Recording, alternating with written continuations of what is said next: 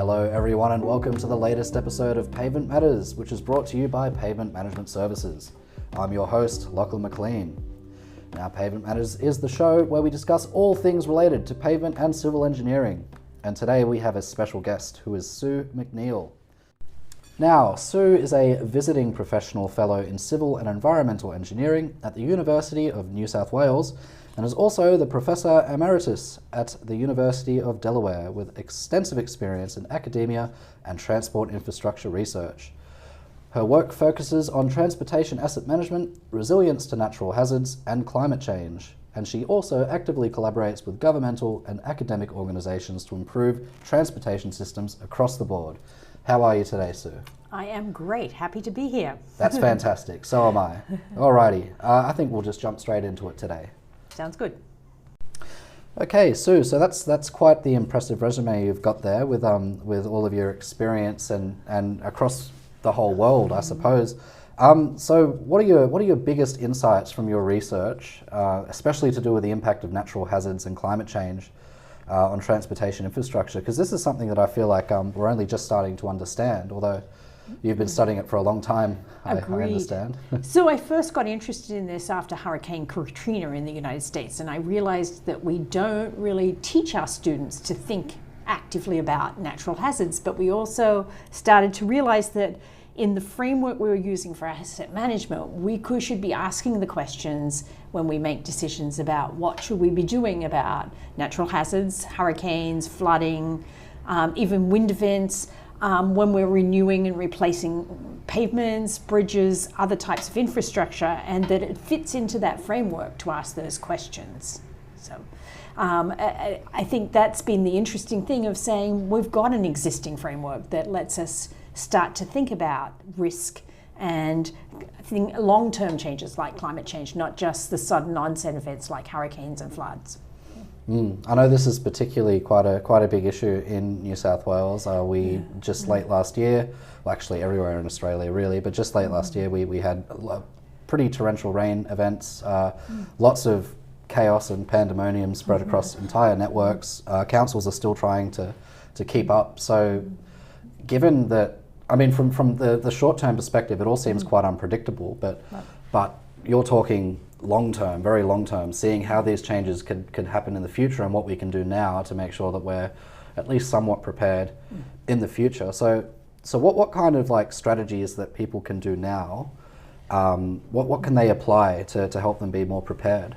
So part of it is when you're making decisions about how to maintain something or renew something or replace it, you should be asking the questions, what are the potential hazards that might occur?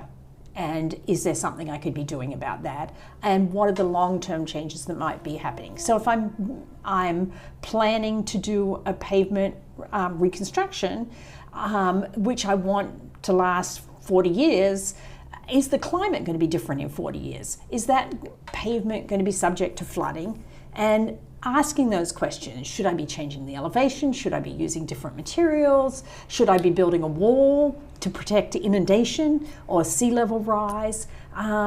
Because I don't want to be building things that are going to be destroyed very quickly or won't last as long as I anticipated doing it. So we should be integrating these things into all our decisions as we start to do that. And so one of the things that got me very interested in this is there was a particular road in Delaware that went across a wetland, and every high tide and flooding event, rainfall event together would inundate that road. And there were 200 families that didn't have access. And the question is, what should you do? So they just kept on repairing it and building the same thing, and the same thing would happen again and again and again. It wasn't a sensible set of things. So should you be elevating the road? Should you be building the road so that the water can go across and it's operating more like a causeway? Or should you just abandon those couple of hundred homes and say, your family should live somewhere else? Buy everyone a boat? No, but we have to think about this rationally, and the asset management framework lets us do that. So we can sort of say, well, how much is it costing us to rebuild it over and over again? And are we better off investing into something that's going to be more resilient to those changes in the future. So it's very much a question of design in this case, and also combining that with lessons learned in the past. Right. So you're looking at what's happened in the past, you're trying to predict into the future, you're trying to understand what those options are. We still have a lot to learn about what happens to roads when they're flooded. Because there's elaborate models to say, well, it's subject to how long the inundation occurs for, what the velocity of the water is that's flowing over that road, and usually we don't have that kind of data. So we're trying to understand what makes some sense as we look at those things. But yeah, we're trying to think about anytime we're doing something new or improving something, are we thinking about how do we put these decisions into it? But Australia has some very interesting situations because you have these complexities of rainfall events following bushfires, and so you've got no vegetation holding slopes together, and so you get a very interesting situation where you get essentially landslides post bushfire and the rainfall event. And in talking to the academic community, this is something that happens in Australia, it happens in Chile, it happens in California, and we don't understand those combined events as well. And this becomes very complicated. So there's lots of research to be done, but we have to be asking those questions now about what makes sense to solve those problems. And I'm not sure we have a solution, because we know that the bushfire problem is an interesting one for infrastructure. Yeah, no, that's a really good point. So we don't often think too much. I mean, actually, councillors may disagree, depending on where the council is. But we don't often think too much about landslides. Flooding has been the big talk recently, but obviously landslides. I know of a couple big ones that have basically thrown a massive spanner in the works of councils' plans. They've probably had to reroute 3 years worth of funding, and it's an absolute nightmare. So I'm sure if one day we can figure out the cure to landslides. Those people who use those particular roads as services also have their plans changed. So in locations where it's involves large significant detours because you had to close a road, or if you drive rural New South Wales, everywhere there's these portable traffic signals because they've had to close half a road because half has fallen down a cliff. That is very true. I know of one particular area where there's actually a resort on the road where there was a landslide, and I believe the resort is getting everyone in through helicopter now. So I don't know. That's probably not a solution for the average farmer or rural resident. Yes. So it's not just disruptive for the councils; it's disruptive for the users who need these roads as services. So one of the things that I heard that you got up to was that you did a lot of work within the Hunter Valley for the Department of Main Roads and Singleton Council. How would you describe that experience? So I worked for New South Wales Department of Main Roads when I first finished university. So I'd been a Department of Main Roads trainee, and they always put their young engineers out into the field in the works offices. So I was the assistant works engineer in Singleton. And at that point, we were reconstructing the New England Highway between Maitland and Singleton using day labour. So it was Department of Main Roads employees, and then we'd contract the equipment and often materials, so you'd contract the gravel. And we were doing this constant reconstruction, but at that time, the coal industry is booming. And so the growth in coal trucks was incredible. And basically you'd rebuild something and the next year it'd seem to be falling apart. So for me, this was like, how do we predict traffic in the future? How do we choose the right materials and design things so that they last? Because every time you're doing a reconstruction, you're creating massive traffic delays, you're trying to accommodate that traffic because you're doing it under traffic. And so that was my interest in research, in sort of saying, how do you actually make good decisions about the renewal and replacement of existing infrastructure? Not just building a new road in a greenfield, because that's relatively easy, but the fact that you've got existing roads and you're trying to upgrade them and you want them to last. How long do you want them to last? Do you want them to last 20 years, 40 years? What kind of maintenance do you have to do to keep it going? Because we would have construction gangs, we'd have a maintenance gang, and we'd have what we called a heavy patching gang.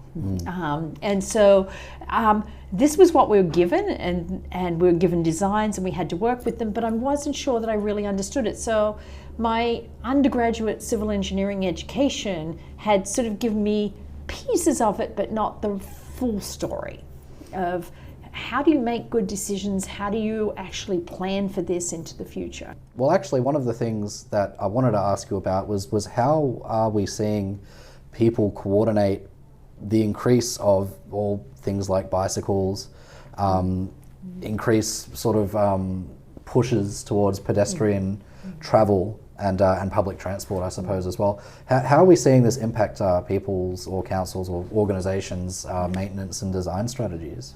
The impression I have, and this is not a rigorous research, is that in general, councils are struggling with what this idea is, that they feel the need to accommodate it, but they still feel very pressured to accommodate vehicles. And it's very different sort of perspective in an urban environment. So Sydney City has done an amazing job of accommodating bicycles and pedestrians and trying to do it, and it's got a long history of having had a diverse set of modes that serve the city.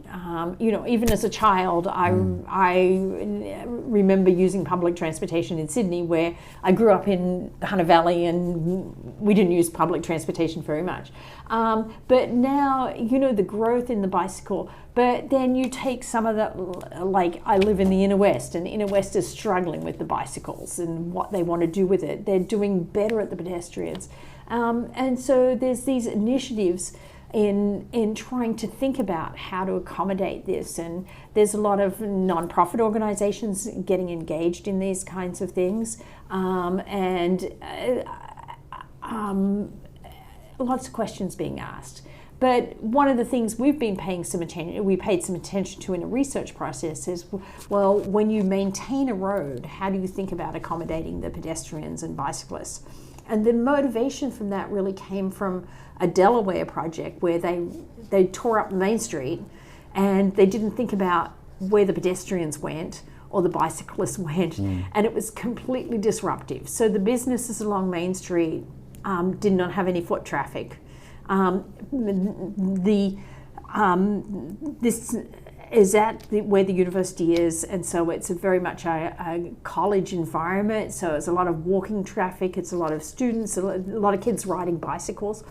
And this reconstruction of Main Street was amazing when it was finished, but the process of doing it was just incredibly disruptive.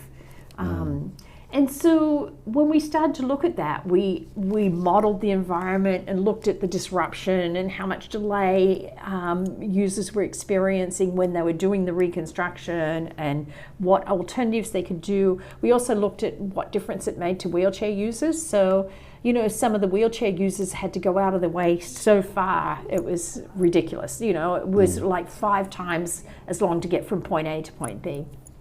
But despite the elaborate models, I think one of the important things is to use some common sense. If you're reconstructing or repaving a road in an urban environment, you want to do the sidewalks during that time, but you don't want to do the sidewalks or footpaths on both sides of the road at the same time. You want to maintain the access. You want to encourage the contractors not to park their vehicles across the curb cuts. Just simple, logical things that would enhance that process and be always thinking about where it's going. Maintaining good signage. The reconstruction of the construction of the Roselle interchange was incredibly disruptive for pedestrians and bicyclists, and they did a reasonable job of trying to maintain the signage, but half the time it'd be wrong. And as a pedestrian or a bicyclist, you were frustrated when you'd go along somewhere following the signs and then realized you couldn't get from point A to point B. during that reconstruction and as they move things around. So one of the other things I actually wanted to chat is again going back to climate change. It's posing some increasing threats to infrastructure resilience. So if we are to protect our networks from this, what are the top priorities for improving resilience, I suppose? So over the last 10 years, I've done a lot of work on resilience. And one of the interesting things about resilience is we talk about resilience having the sort of robustness to failure. So is it stronger? Then resilience being the rapidity of the recovery and the resources that you have for the recovery. So when an event occurs, how does it bounce back? And then the idea of redundancy. Are there alternative infrastructure that can be used? And so when we talk about resilience, you want to think about all those things and which components of it you want to consider. But that goes back to this idea of looking at the climate change and natural hazards of, can we be thinking about that in the concept of the asset management? Can we be thinking about the options? And there's been a lot of work on the risk-based asset management that sort of indirectly addresses resilience in the sense of lots of the organizations have built these risk matrices where they talk about, what's the consequences and what are the likelihood that an event occur, but they don't help you make decisions. So trying to understand, do we want it to be more robust, less likely to fail? Do we want to be able to repair it more quickly? Or do we want to propose some kind of alternative? Is another way of looking at it. So you want to ask the question of, it's probably all of those things. And we have examples where there's no redundant paths, no redundant way to get there. So you have to, if you don't have your full lanes, you put a traffic signal on and you have one-way components because part of the road might have slipped down a hillside. And so we're accommodating the lack of resilience in that case. If we think about flooding and we think about building on floodplains, then we may want to think about not building on floodplains, moving something out of the floodplain, or again, trying to think about, do we put a seawall in to make it more resilient to sea level rise? There was one place in Delaware we were actually looking at the fact that the coastline was coming inland every year, and they actually kept on moving the road further inland because it was just an access road. And then the question is, well, was that making any sense? Because they were rebuilding it more a couple of feet inland every 10 years. Or in an Australian concept, I should say a metre or so inland. Yes, so we've got to think about this in asking these long-term things, and again, looking at the idea of, well, there is inherent uncertainty and it's deep uncertainty, but unless we explicitly acknowledge it, we're not going to be able to even make any good decisions. So I'm a big fan of saying, well, we may not have the ideal solution, but if we at least start to think about what are we trying to do, what are the constraints we have, and what are our opportunities, we're at least laying those things out and trying to say, well, these are the challenges, these are the costs associated with them, and we can assess those things and try to make some rational decisions. They might not be perfect, but they'll at least be better than if we haven't considered them. Yeah, so it really seems like the first and potentially most important step of building resilience is simply to consider it in the first place. Right. Most of our talk is thinking about looking at assets that aren't resilient and seeing the result of poor resilience.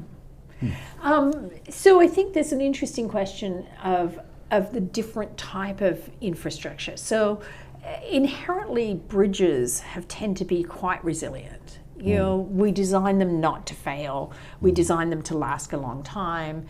But a pavement we can replace faster and more quicker. So that recovery is there. So we haven't made it as resilient in terms of that initial effort. So there's different ways of looking at things, but maybe as we're starting to see an increase in the risk level, maybe we want to make it more resilient. Do you find the need for resilience often clashes with organizations' ability to actually make things more resilient? Because one of the things you brought up was, I mean, you mentioned it, you touched on it there, is that it's a lot easier to replace a pavement than a bridge. Right. Providing, of course, that you have the resources available to replace a pavement and the people in your employ to actually go out there, work on the road and reconstruct a section. Right. So do you think this is a viable option for that many people? So I think part of the challenge is the fact that we don't always have resources to maintain, preserve, and let our infrastructure be resilient. And so finding those resources has always been a problem. And now we're starting to describe this as resilience, not just pavement performance or infrastructure performance. How do we make them more resilient? Because part of the resilience is saying that we want the service to be available to people. And so finding the resources is always going to be a challenge. You know, most of my work's been in the United States, and working with state governments, they're always strapped for resources. There's competing resources. Then you talk to local governments and they're even more strapped for resources. But then I've recently did a little bit of work with the World Bank in the Caribbean, in Dominica, and sort of looking at resilience of their pavement and bridge and drainage assets. And they've got even fewer resources because they don't have technical staff, they don't have access to data and information. And so one of the plus sides in Australia is there's a lot of information collected that helps us to understand how resilient something is and what condition it's in and how well it's performing. And we've just got to think about it in that context and what happens if there's going to be an unusual event or sea level rises, or we see longer periods of higher temperatures, or we see more extremes of temperatures or more frequent flooding. How are those assets going to change, and how do we think about that, given we've got this historical record of data and it might be changing in the future? So in Australia and the United States, the access to data is really quite remarkable, even though sometimes we say we're sort of a little challenged with that data. But there's a lot of that data that's very useful, and we've got to leverage it. Yeah, no, that is definitely true. Yeah. So I suppose it for those kinds of assets that, you know, if you want something to last, you know, in that intermediate term, there's still a lot of uncertainty, and there's not much you can really do about that. Right. Yep. So things to think about. Yes, lots. Yeah. Well, I think that's probably just about time for us, but thank you very much for coming around, Sue, and feel free to come back anytime you want. Because I'm sure there's a lot more we could talk about. I think we've only just scratched the surface, but still, thank you everyone else for listening in today. And if you have anything to say to us, please leave a comment, and we will probably get back to you either in our next episode or to you directly. Anyway, if you would like to subscribe to our podcast, you can find us on Spotify, Apple Podcasts, and Castbox. So thank you once again, and we'll see you in the next episode.